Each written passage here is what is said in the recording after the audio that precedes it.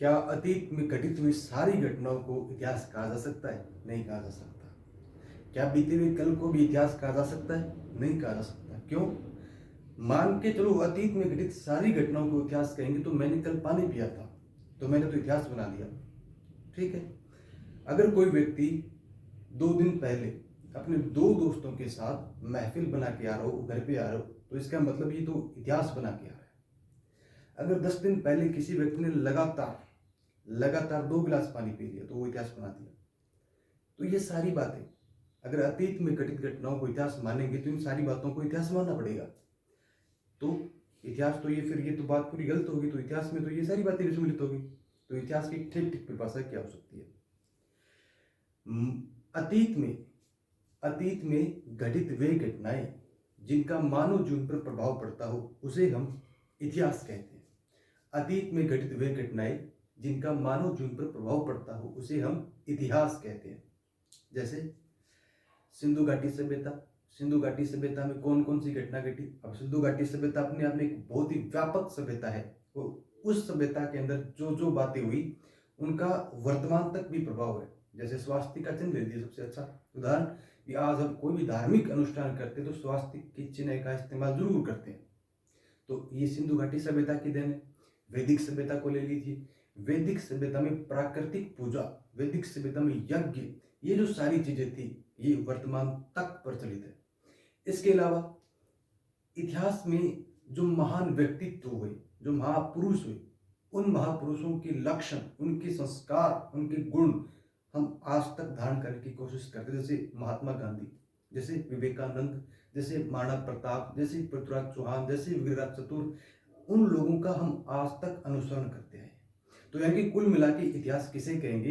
इतिहास वो है यानी कि अतीत में घटित वे घटनाएं जिनका मानव जीवन पर प्रभाव पड़ता हो उसे हम क्या बोलेंगे? इतिहास बोलेंगे। तो ये तो होगी इतिहास की परिभाषा। अब इनके अलावा और अगर देखा जाए तो वेदों में सबसे पहले अथर्ववेद में इतिहास विषय का उल्लेख मिलता है। इसकी बात होगी। वेदों के अलावा अगर वेदांत यानी कि उपनिषदों में, छांदोग्य उपनिषद के अंदर इतिहास को 5वां वेद कहा गया है। ठीक है। इतिहास है पंचमो वेद, यानी कि इतिहास 5वां वेद है। उसके बाद बात की जाए आचार्य सायण की। आचार्य सायण ने एक ग्रंथ लिखा जिसका नाम था निरुक्त भाष्य वृत्ति।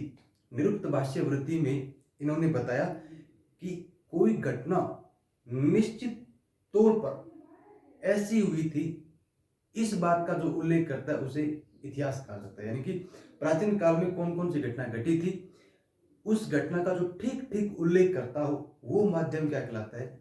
इतिहास कहलाता है। इसके बाद बात की जाए नेपोलियन का नाम तो हम सबने सुना है, आप सबने सुना है।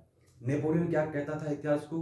नेपोलियन के अनुसार इतिहास काल्पनिक सर्वसम्मत कहानियां हैं। यानी कि कुछ लोगों ने बैठ के कहानी लिख दी और उन कहानियों को कुछ लोगों ने इतिहास का नाम दे दिया। ये इतिहास, ये नेपोलियन का मानना था।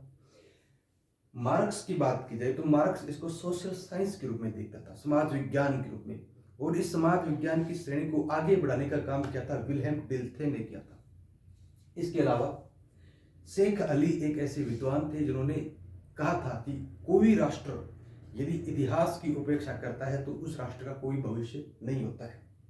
इनके अलावा एक भारतीय उपराष्ट्रपति, स्वतंत्र भारतीय प्रथम उपराष्ट्रपति डॉक्टर सर्वपल्ली राधाकृष्णन जी का मानना था कि इतिहास किसी राष्ट्र की स्मरण शक्ति होती है। यानी कि उस राष्ट्र में कौन कौन सी घटनाएं हुई थी और उन घटनाओं से यानी कि अतीत से राष्ट्र क्या क्या सीख सकता है, उसे उन्होंने क्या बोला? इतिहास बोला। इनके अलावा अच्छा, इतिहास क्या है? तो अतीत में घटित वे घटनाएं जो मानव जीवन पर प्रभाव डाले उसे इतिहास कहते हैं। ठीक है। इतिहास क्यों? क्योंकि अतीत में वो घटना घटी, उन घटनाओं का प्रभाव पड़ा, इसलिए इतिहास। इतिहास का अध्ययन क्यों? इतिहास का अध्ययन सबसे जरूरी बात तो ये कि प्राचीन काल को जानने का महत्वपूर्ण साधन इतिहास है। इसके अलावा मानव समाज के अध्ययन के लिए इतिहास जरूरी है। ठीक। इसके अलावा इतिहास, अच्छा, आप जितने भी समाज शास्त्र, जितना भी नीति शास्त्र, राजनीति विज्ञान, अंतरराष्ट्रीय संबंध यानी कि इंटरनेशनल रिलेशंस, और भी अंतरराष्ट्रीय जैसे अर्थव्यवस्था होगी, उन सभी का जनक जो विषय है वो है इतिहास, यानी कि ये सारे विषय इतिहास से निकले। और इनके अलावा बहुत सारे ऐसे विषय जिनका इतिहास से गहरा संबंध है, यानी कि उन विषयों का अध्ययन करने से पहले हमें इतिहास का भी अध्ययन यानी इतिहास की जानकारी होनी आवश्यक है।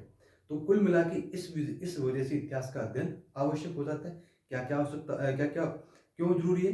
क्योंकि एक तो सबसे पहले तो इतिहास का इसलिए क्योंकि प्राचीन काल के अंदर जो घटनाएं हुई थी उनकी जानकारी प्राप्त करना, उसके बाद मानव समाज का अध्ययन करना, उसके बाद जो अन्य विषयों से इतिहास का संबंध है उनके बारे में जानकारी प्राप्त करने के लिए भी इतिहास की जानकारी आवश्यक है। ये सारी